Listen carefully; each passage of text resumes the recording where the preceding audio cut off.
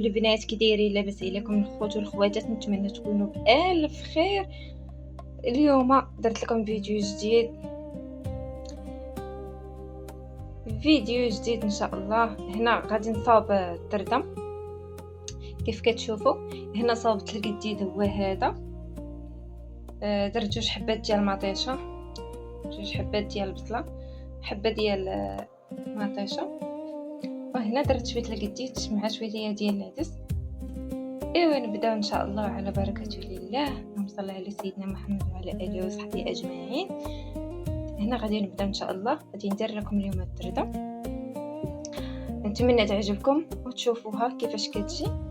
نتمنى تعجبكم وشوفوا الطريقه معايا. اللي مازال ما دارتهاش اول مره ننصحكم تفرجوا في هذا الفيديو، تبعوه حتى الاخر، تفرجوا حتى الاخر، وديك الساعه قولوا لي كيفاش جاتكم. مرحبا بكم.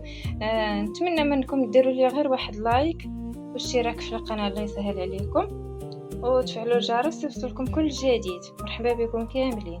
انا نبدا معكم دابا البنات. غادي نبدا باول حاجه هو نقطع البصله مزيان. ان شاء الله البصله هكا، ماشي غنشلضها ولكن غنقطعها هكا مزيان.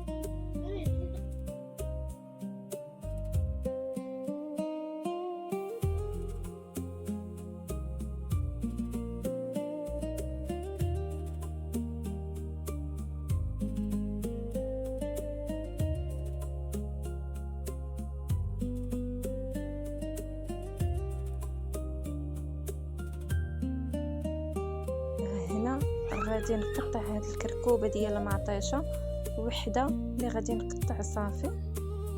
من بعد غنقطعها مزيان، ومن بعد غادي نعمل القوام.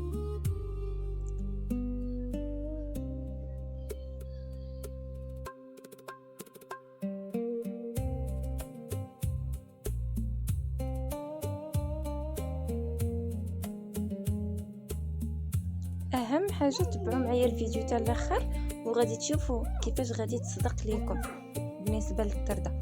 المهم تبعوا معايا الفيديو حتى الاخر وغادي تشوفوا كيفاش غتجيكم، وقولوا لي رايكم ديالكم في التعليق. ومرحبا بكم. تبعوا معايا الفيديو حتى الاخر وتشوفوا.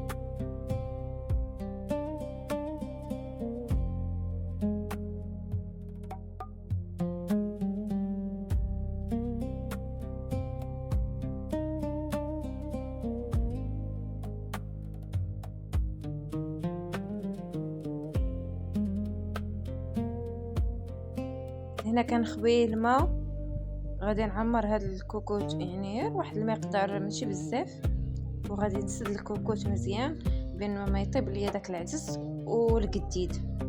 عاد غادي نحل عليها مزيان. غادي نلقاها هنا يعني طاب ليا العدس مزيان والقديد، ودرت واحد الحبه ديال البطاطا صافي. من بعد غادي نقطع داك الخبز طريفات صغار باش نديرو في الكوكوت.